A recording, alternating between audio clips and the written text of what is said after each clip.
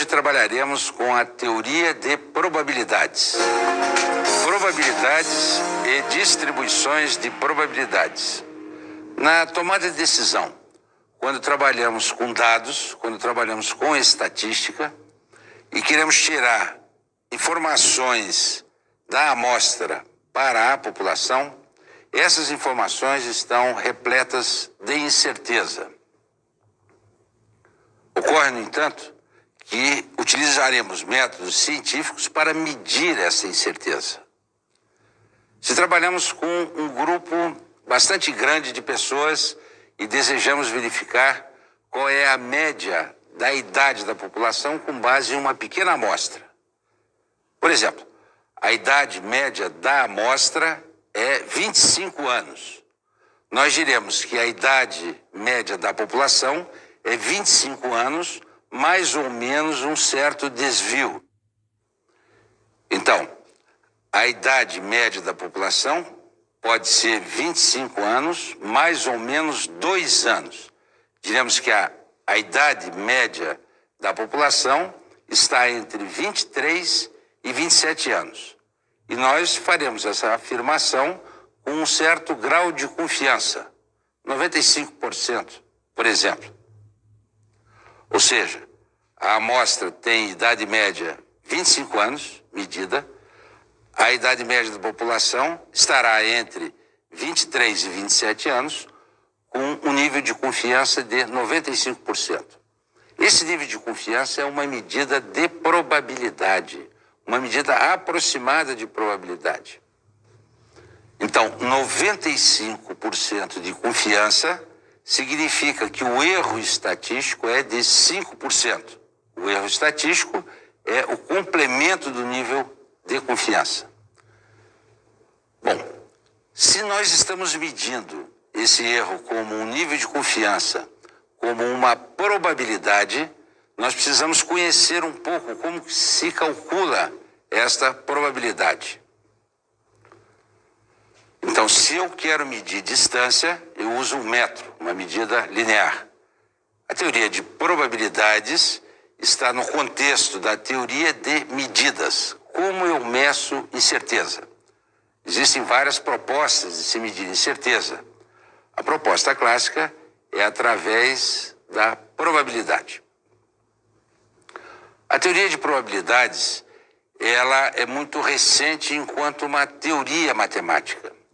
Ela teve o seu desenvolvimento mais recente a partir do início do século passado, a partir do início dos anos 1900, quando um matemático russo chamado Kolmogorov desenvolveu a teoria de probabilidades a partir de um certo número de axiomas, que são chamados os axiomas de Kolmogorov e que nós estudaremos na sequência.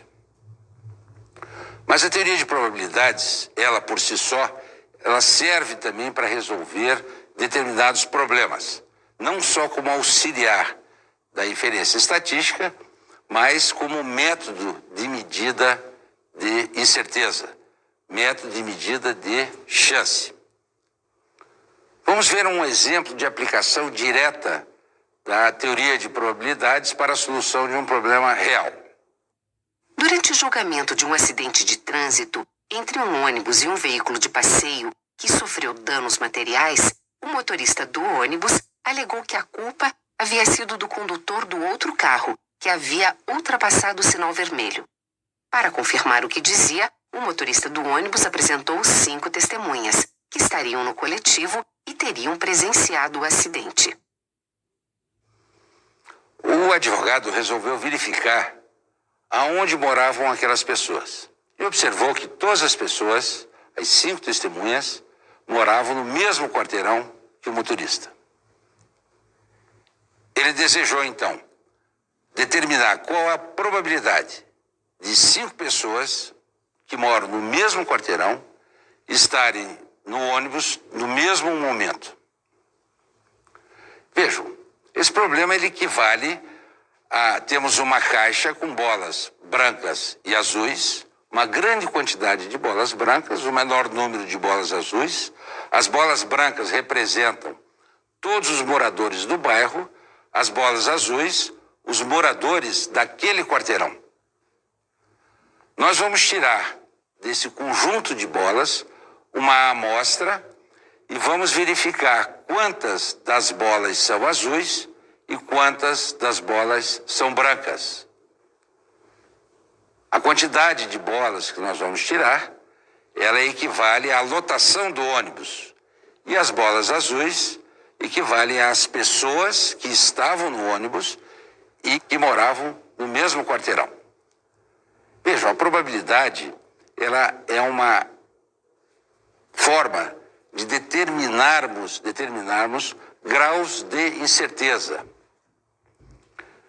Então, esse experimento de tirarmos um certo número de bolas dentro de uma caixa e determinar uma probabilidade, ele é uma simulação de um fenômeno real.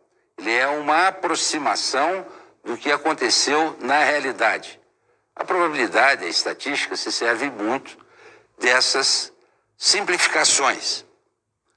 Quanto mais complexo for o problema, mais complexo será o modelo estatístico envolvido no cálculo dessas incertezas. Vamos ver o problema das bolas. Eu tenho, então, uma caixa com 20 bolas brancas e 6 bolas azuis. Eu vou retirar uma amostra de 4 bolas e quero calcular qual é a probabilidade que dessas 4 bolas, 2 sejam azuis. Esse é o modelo clássico de probabilidades, que é conhecido como a distribuição hipergeométrica. Vejam como nós podemos calcular essa probabilidade. De quantas formas nós podemos tirar 4 bolas de 26 bolas? A forma de determinar essa quantidade é através de análise combinatória. Então, eu posso tirar 4 bolas de 26 fazendo a combinação de 26, 4 a 4. Das 20 bolas brancas, de quantas formas eu posso tirar das 20 bolas brancas 2? Então, eu tenho combinação de 20, 2. Da mesma forma, de 6 bolas azuis, eu posso tirar combinação de 6, 2 a 2 formas. Então, vejam, a probabilidade de eu tirar 2 azuis, que equivale também à probabilidade de eu tirar 2 brancas, em uma amostra de tamanho 4, será a combinação de 20, 2 a 2, vezes combinação de 6, 2 a 2, sobre a combinação de 26, 4 a 4. O resultado desta conta será 0,19, ou seja, aproximadamente 19%. Então, a probabilidade em uma caixa com 26 bolas, 20 brancas, 6 azuis, de eu retirar 4 bolas e que 2 sejam azuis, é 19%. Fazendo o mesmo cálculo para o problema real do ônibus, como fizemos para o problema das bolas na caixa, nós concluiremos que a probabilidade de que 5 pessoas que moram no mesmo bairro estejam no ônibus no mesmo momento é de aproximadamente 1 em 50 mil. Ou seja, essa chance é muito pequena. Esse exemplo é um exemplo real e ajudou ao juiz decidir que aquelas testemunhas possivelmente, provavelmente, eram forjadas. Mais tarde verificou-se que as empresas de ônibus, elas costumam, quando contratam um motorista, solicitar ao motorista que acrescente na sua ficha 5 pessoas de sua confiança que testemunharão a seu favor em qualquer circunstância. Isso para aliviar a carga de perdas judiciais que as empresas de transporte urbano têm em qualquer cidade. Conceitos fundamentais. Muito bem, vamos formalizar um pouco essa situação com base nos elementos da teoria de probabilidades. Nós vamos começar definindo o experimento aleatório. Um experimento aleatório é um experimento em que nós sabemos quais são os possíveis resultados daquele experimento, mas não sabemos com certeza qual será o resultado. No entanto, nós podemos calcular qual é a probabilidade de cada um dos possíveis resultados. Cada resultado de um experimento aleatório é chamado de evento. Um experimento aleatório simples. Eu jogo uma moeda e verifico se o resultado é cara ou coroa. É um experimento aleatório porque eu sei quais são os possíveis resultados. O resultado será cara ou será coroa. Eu sei que se a moeda for honesta, a probabilidade de ser cara é meio e a probabilidade de ser coroa também é meio. No lançamento de um dado, se eu jogo um dado e quero saber qual é a probabilidade da face superior ser igual a 3, por exemplo, uma vez que são 6 os resultados possíveis, a probabilidade de sair 3 na face superior de um dado é 1/6. Vejam, os dois são experimentos aleatórios. Eu sei quais são os possíveis resultados, não sei qual deles ocorrerá. Cada um dos resultados é chamado de evento. Então, sair 3 é um evento, sair 6 é um evento, sair 2 ou 3 é chamado de evento composto.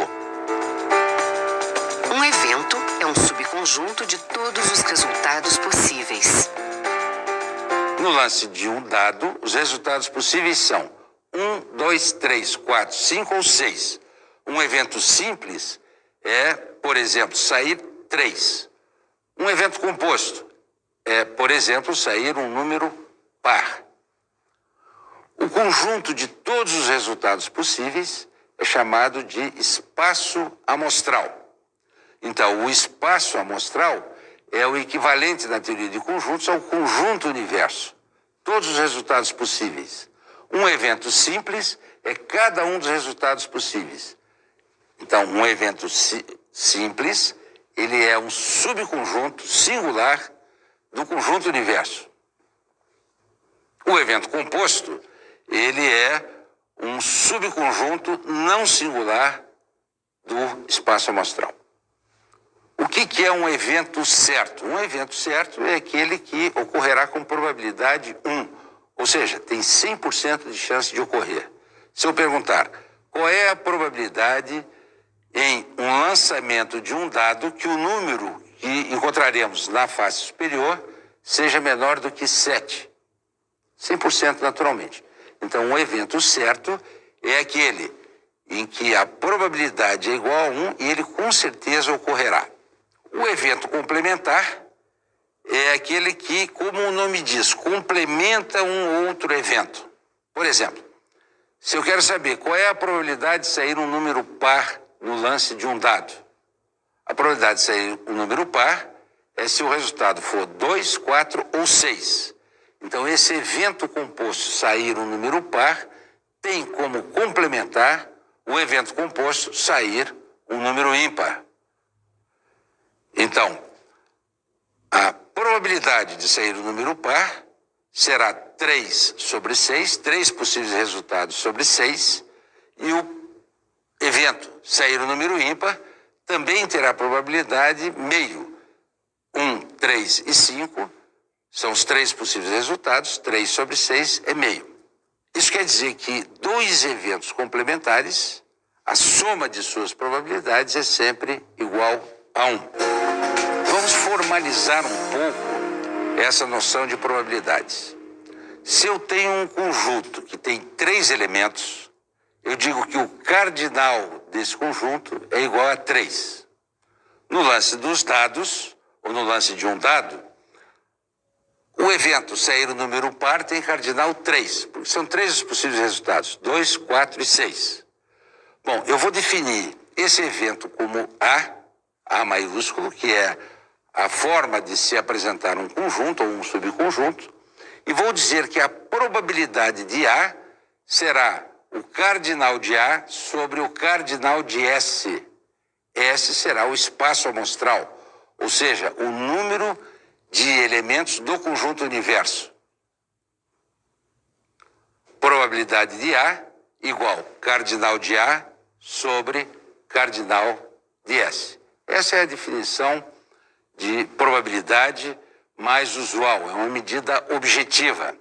Existem outras formas, e trabalharemos no curso com as probabilidades subjetivas, por exemplo, em que a noção de probabilidade do tomador de decisão, com base em sua experiência e sua intuição, será utilizada para cálculos estatísticos, da mesma forma em que trabalhamos com a probabilidade objetiva.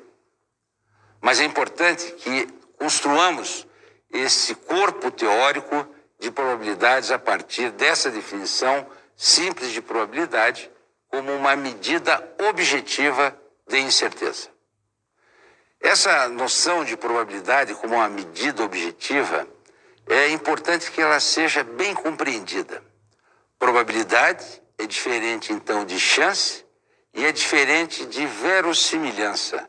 Esse é um termo que, na nossa língua, no português, nós confundimos probabilidade com chance com verossimilhança. Toda vez que eu falo em probabilidade, eu estou falando de uma medida entre 0 e 1, ou entre 0 e 100%, se quisermos relaxar um pouco no conceito. Mas, de qualquer forma, é uma medida entre 0 e 1. A chance é ligada a jogos. Eu falo em uma chance em 50 mil, como no exemplo do ônibus. E quando eu falo verossimilhança, que é uma palavra que não se usa coloquialmente em português, eu estou falando em alguma coisa que seja muito possível de acontecer. Por exemplo, é bem sabido dos estados do sul do país, onde ocorre a geada, um frio intenso, que se na noite anterior a uma manhã muito fria de geada, se na noite anterior o céu estiver estrelado, sem nuvens e muito frio, no dia seguinte, provavelmente, é verossímil que ocorra geada. Então, a noção de verossimilhança e de probabilidade são noções diferentes. Na língua inglesa, é muito claro quando se fala em verossímil e quando se fala em probabilidade. Nós confundimos um pouco isso. É importante esse destaque porque nós trabalharemos com a noção de verossimilhança como algo que é provável, mas não como uma medida objetiva de probabilidade.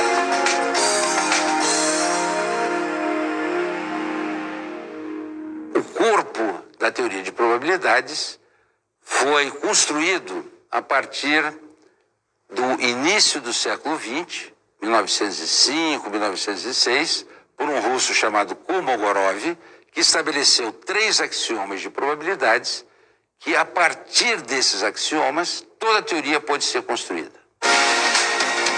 O russo Andrei Kolmogorov é considerado um dos matemáticos mais importantes da era moderna. Ele se interessava por diversos assuntos e chegou a estudar metalurgia e história russa antes de se dedicar com exclusividade à matemática. Com a publicação da obra Fundamentos da Teoria das Probabilidades, em 1935, Kolmogorov estabeleceu as bases modernas da teoria das probabilidades. Ao longo de sua vida, Kolmogorov foi agraciado com diversas premiações, incluindo em 1980 o Wolf Prize, na época o mais prestigioso prêmio de matemática do mundo. A sua contribuição para a teoria de probabilidades foi imensa. Ele é conhecido como o pai da teoria moderna de probabilidades. Toda a teoria de probabilidades foi construída em cima, então, de 3 axiomas. Primeiro axioma: se eu tenho um evento A, a probabilidade de A será sempre um número entre 0 e 1. Então, rigorosamente, probabilidade não é percentagem. Probabilidade é um número entre 0 e 1. Mas quando não nos atrapalhar, poderemos utilizar a noção de percentual como probabilidade. O segundo axioma: a probabilidade do conjunto universo é igual a 1, Ou seja, a probabilidade do espaço amostral é igual a 1. A probabilidade do evento certo é igual a 1. Ou 100%, se relaxarmos o rigor matemático. E o terceiro axioma, se eu tenho dois eventos, A e B, e esses eventos não são mutuamente exclusivos, a probabilidade da união desses eventos é a probabilidade de A mais a probabilidade de B menos a probabilidade da interseção desses dois eventos. Se pensarmos em teoria de conjuntos, veremos que é necessário, na união, retirarmos aquele valor que está na interseção, porque ele pertence já aos dois conjuntos. A partir dessa definição axiomática, nós podemos construir algumas regras de probabilidade. Por exemplo, a probabilidade de A mais a probabilidade de A complementar é igual a 1. Nós já tínhamos visto isso no exemplo dos dados. Essa é a chamada regra do complemento. Regra da adição. Se A e B são conjuntos disjuntos são conjuntos que não têm os mesmos elementos, ou não tem nenhum elemento em comum. Então, a probabilidade de A união B será a probabilidade de A mais a probabilidade de B. Dizer que dois conjuntos são conjuntos disjuntos significa que a interseção deles é igual ao conjunto vazio. O conjunto A é formado pelos elementos 2 e 4. O conjunto B é formado pelos elementos 3 e 5. Supondo que o espaço amostral seja o espaço amostral do lance de um dado, então S é o conjunto 1, 2, 3, 4, 5 e 6. Vejo que o conjunto A e o conjunto B não têm nenhum elemento em comum. Então, quando fazemos a união de A com B, o resultado da união de A com B será o conjunto formado pelos números 2, 3, 4 e 5. Utilizando a definição de probabilidade, a probabilidade de A união B será o cardinal desse conjunto, que é igual a 4, dividido por 6. Vejo, então, que a probabilidade de A união B pode ser expressa como a probabilidade de A mais a probabilidade de B, que será igual a 2 sextos mais 2 sextos, que é igual a 4 sextos, ou 1 terço. A regra da diferença. Em teoria dos conjuntos, a diferença de A menos B é composta por todos aqueles elementos que pertencem a A e não pertencem a B. Seja o conjunto A composto pelos elementos 2 e 4, e o conjunto B pelos elementos 2, 3 e 5. O diagrama de Venn mostra que o 2 está na interseção, então A menos B será igual a 4. Então, a probabilidade de A menos B será a probabilidade de A menos a probabilidade da interseção de A inter B. Ou seja, nesse exemplo, a probabilidade de A menos B será o cardinal de A menos B, que é igual a 1 sobre 6. Portanto, probabilidade de A menos B igual a 1 sexto. Vamos definir agora probabilidade conjunta, probabilidade marginal, probabilidade condicional e independência. Para isso, nós vamos utilizar uma tabela de dupla entrada. Então, nessa tabela, nós temos dois produtos, o produto A e o produto B, e a preferência por esses produtos por pessoas do sexo masculino e do sexo feminino.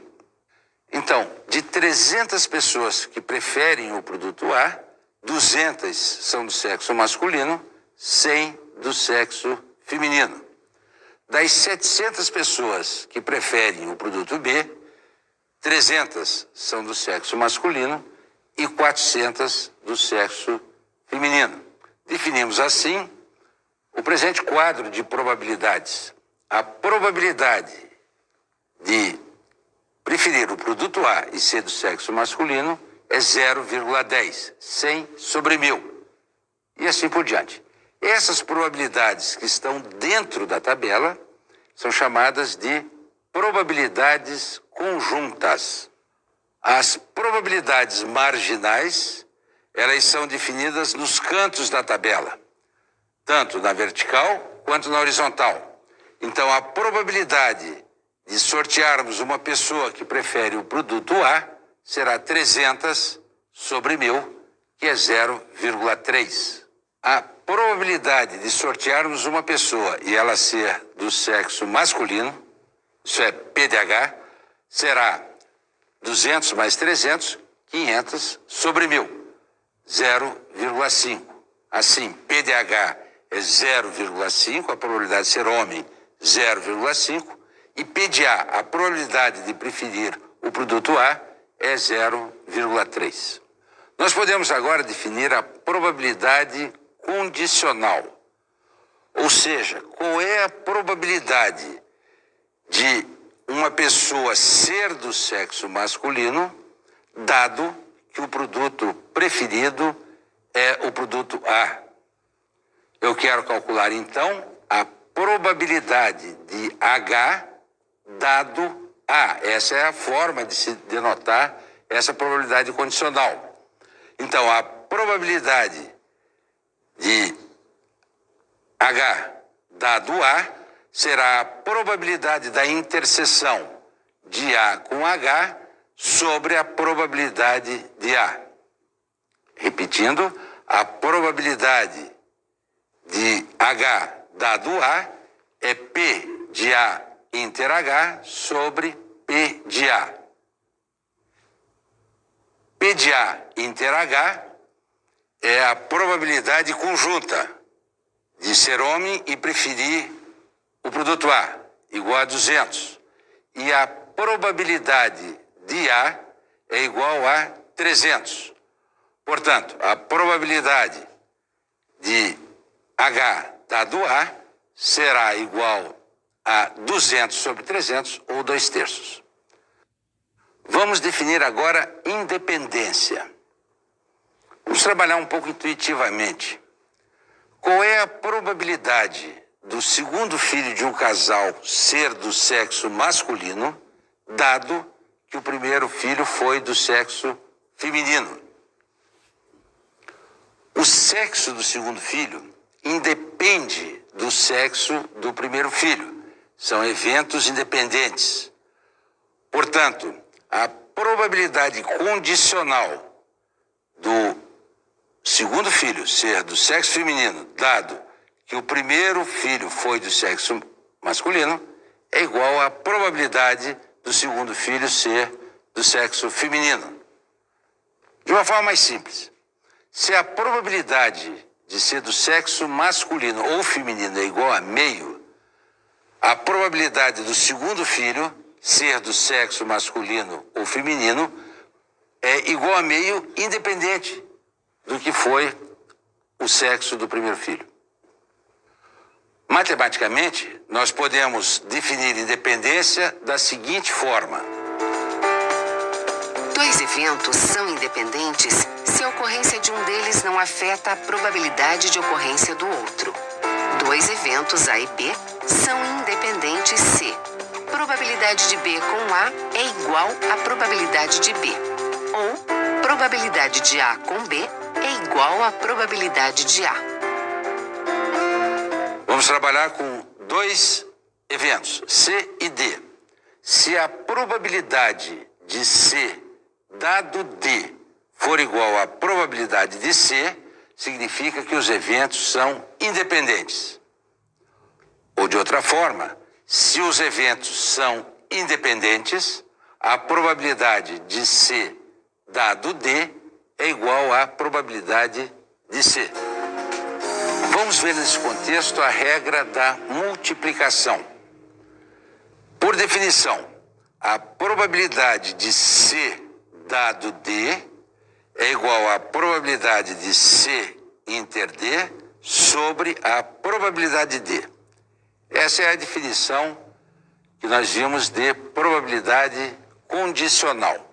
Se nós passarmos o P de D, a probabilidade de D, multiplicando, nós teremos a probabilidade da interseção de C com D é igual à probabilidade de D vezes a probabilidade de C dado D. Essa é a regra da multiplicação. Se os eventos C e D forem independentes, a probabilidade de C dado D é igual à probabilidade de C. E assim nós concluímos que a probabilidade da interseção de C com D é igual à probabilidade de C vezes a probabilidade de D.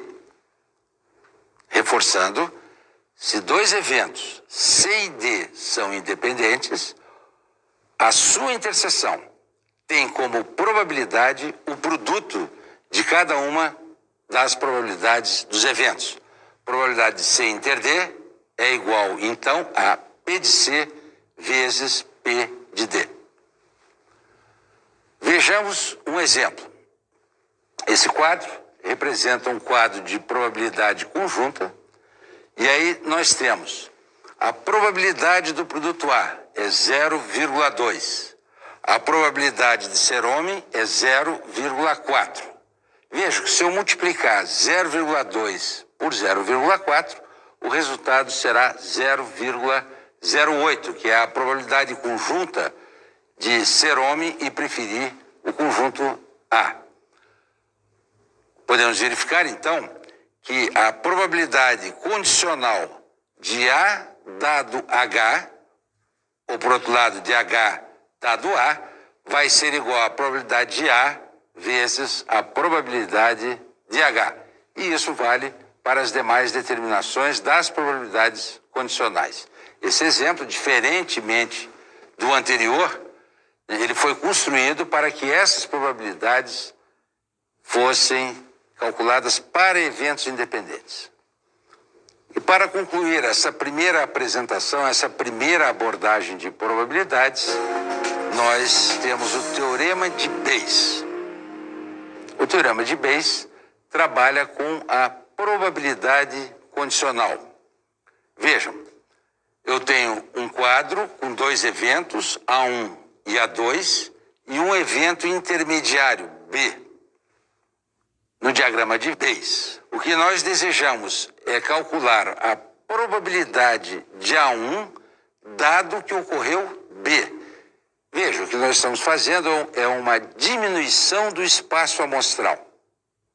O espaço amostral agora não será S, o espaço amostral será somente B. E eu quero calcular qual é a probabilidade de ocorrer A1 dado que já ocorreu B. Bom, a probabilidade de B, ela será a soma da probabilidade das interseções de A1 com B e A2 com B. Eu posso calcular, então, a probabilidade de A1 dado B como a probabilidade de A1 inter B sobre a probabilidade de B. Quando tratarmos com teoria da decisão, trabalharemos com um exemplo aplicado e desmancharemos essa noção do Teorema de Bayes. No momento, o interesse nosso agora é apresentar a ideia do Teorema de Bayes e vamos fazer através de um exemplo de forma rápida. Vamos trabalhar com um exemplo real. Eu tenho em uma certa região a possibilidade de ter petróleo ou não ter petróleo. Existe um teste que mede a possibilidade de ter petróleo ou não. Então vejam, o teste positivo eu vou chamar de B e o teste negativo eu vou chamar de B complementar.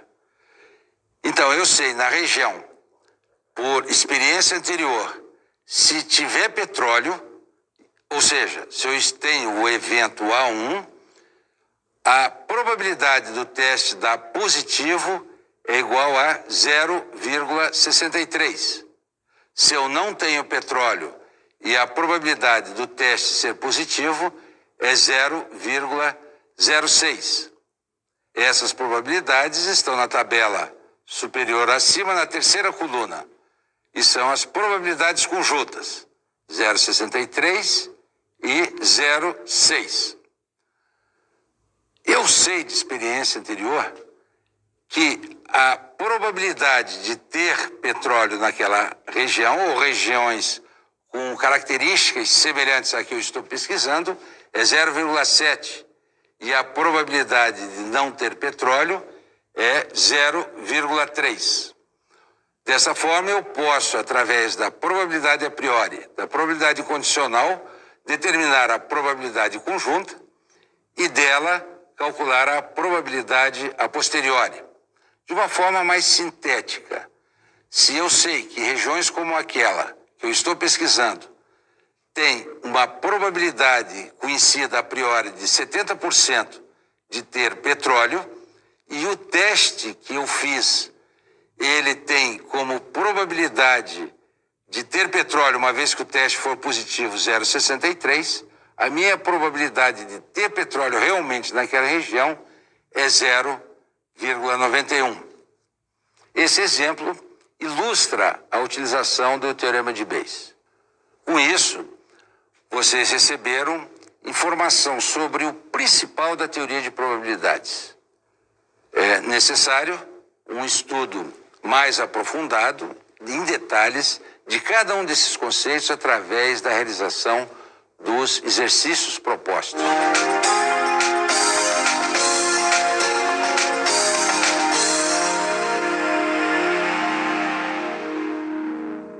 Uma boa dica de estudo para aprofundamento desse estudo de probabilidades é a leitura do livro de probabilidade, teoria de probabilidades de Seymour Lipschutz, ou um pouco mais aplicado, Introdução à Estatística do professor Mário Triola.